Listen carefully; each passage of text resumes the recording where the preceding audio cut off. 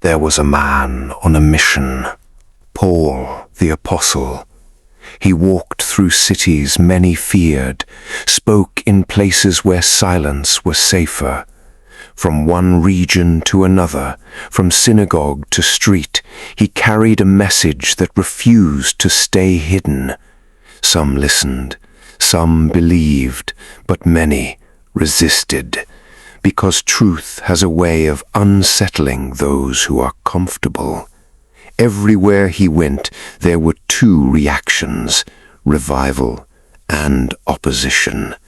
Yet Paul kept moving, through lands of strangers, across cultures, through danger, until one day his journey began to turn, not away from trouble, but toward it. He was heading to Jerusalem, not by accident, but by conviction.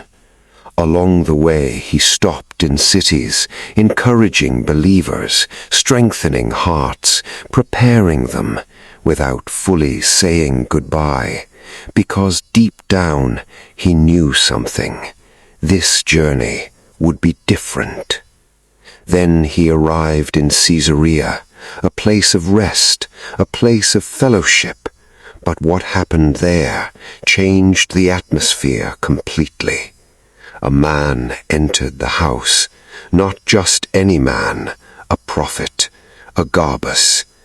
The room grew quiet. Without a word, he walked toward Paul, then did something no one expected. He took Paul's belt. Slowly, he tied his own hands, then his feet. Silence deepened, and then he spoke. The Holy Spirit says, "The owner of this belt will be bound like this in Jerusalem and handed over." The words landed heavy, not symbolic, not unclear, certain. Danger was ahead, real danger. The room broke, voices rose, tears fell. "Don't go, please don't go to Jerusalem." This wasn't fear, this was love, trying to protect him. But Paul stood still, unmoved, not because he didn't care, but because he understood. "Why are you weeping?" he said quietly. "You are breaking my heart." Then his voice strengthened. "I am ready, not only to be bound, but to die for the name of the Lord." Silence again. No one argued, because in that moment they saw it clearly. This journey was bigger than safety. So they whispered, "The will of the Lord be done." And Paul left, not running from danger, but walking straight into it. Into Jerusalem, into accusation, into chains, into the moment that would change everything. And so, after the warnings, after the tears, after the prophecy that revealed what was ahead, Paul the Apostle did not turn back. He moved forward, step by step, closer to Jerusalem, not unaware of the danger, but fully aware and still willing. Because some journeys are not meant to be safe, they are meant to be fulfilled. And when he finally arrived, everything unfolded just as it had been spoken. After years of preaching about Jesus across many lands, Paul the Apostle returned to Jerusalem. But not everyone was happy about his message. Some accused him falsely and stirred up a crowd against him. Soon, Paul was arrested. Jerusalem was restless that day, not because of war, not because of famine, but because of one man, Paul the Apostle. He had returned to the city quietly after years of traveling, preaching, teaching, changing lives, speaking about Jesus in places many feared to go. But Jerusalem was different. Here his name was no longer just known, it was controversial. Whispers followed him through the streets. That's him, the one who teaches against the law, the one turning people away. Paul didn't run from it. He walked straight into the temple, not to cause trouble, but to worship. But truth has a way of disturbing people who are comfortable with lies. Some men saw him, recognized him, and in seconds whispers turned into shouting. "This is the man! He teaches against our people! He defiles this holy place!" Before Paul could speak, the crowd exploded. Hands grabbed him, rough, angry, unforgiving. They dragged him out of the temple. Fists hit him. Voices roared. Dust filled the air. It was no longer accusation. It was violence. They were ready to kill him. But then Roman soldiers stormed in, armor clashing, authority cutting through chaos. They seized Paul, bound him in chains, pulled him away, not to save him, but to control the riot. And just like that, the preacher became a prisoner. But even in chains, Paul stood differently, calm, unshaken, as if he knew something no one else knew.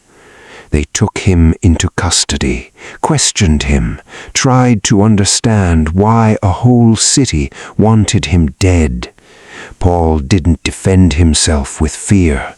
He told his story, how he once opposed the message, how everything changed, how he encountered a light, a voice, a calling he could not ignore. Some listened, others didn't care, but danger was growing again. A secret plan formed. Men swore an oath they would not eat until Paul was dead. The plot was serious, silent, deadly, but it didn't succeed. Paul was moved under heavy guard, taken away from Jerusalem, from one authority to another, from the crowd to the courts. He stood before governors, before rulers, before men with power over life and death, and then before a king, King Herod Agrippa II. The room was filled with power, royal clothing, golden seats, eyes watching closely. Paul stood there, in chains, yet when he spoke, it didn't sound like a prisoner speaking to a king. It sounded like truth speaking to power. He told his story again, not with fear, but with conviction. About the light he saw, the voice that called him, the mission he could not abandon. The room grew quiet. Even Agrippa listened carefully. Then came the moment, a question wrapped in disbelief and curiosity. "You almost persuade me." Almost. But almost is not enough. Paul didn't argue, didn't force, because truth does not beg to be accepted. It simply stands. After everything, after all the accusations, after all the questioning, they found no reason to kill him. But Paul had already made a decision. He appealed to Caesar.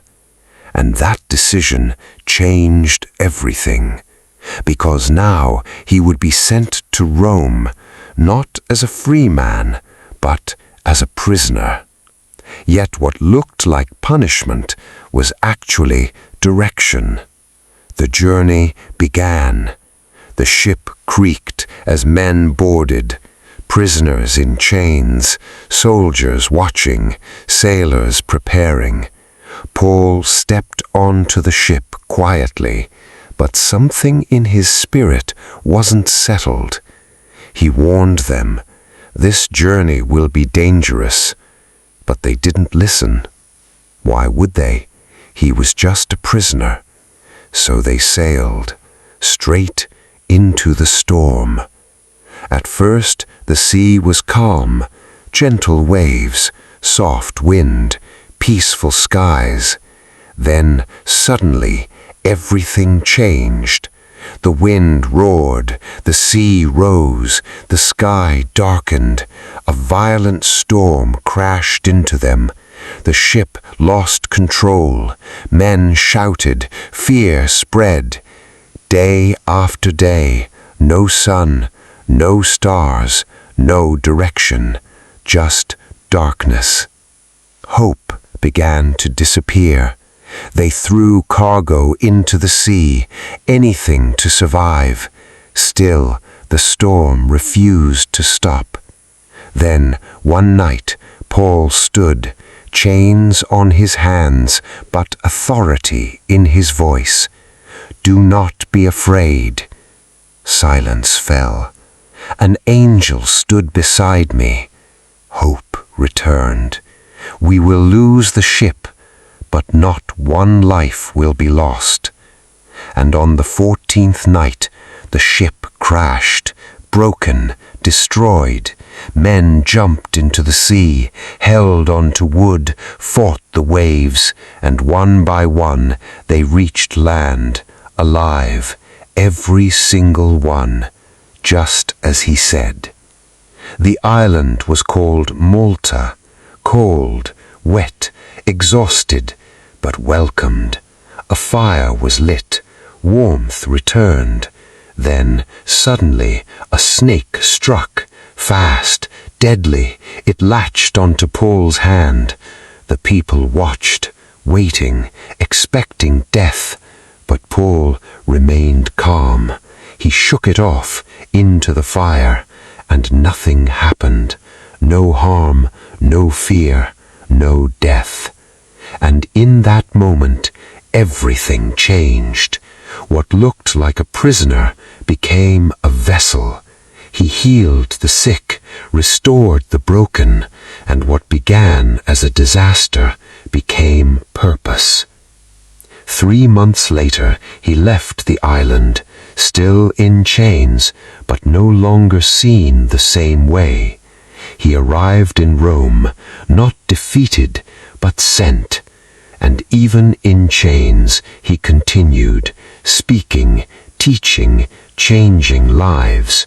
Because when purpose is real, chains cannot stop it, storms cannot drown it, people cannot silence it, and the journey that started with violence ended in fulfillment.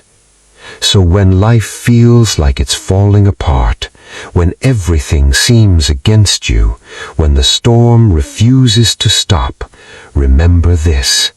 The same thing meant to destroy you might be the very thing carrying you to where you are meant to be.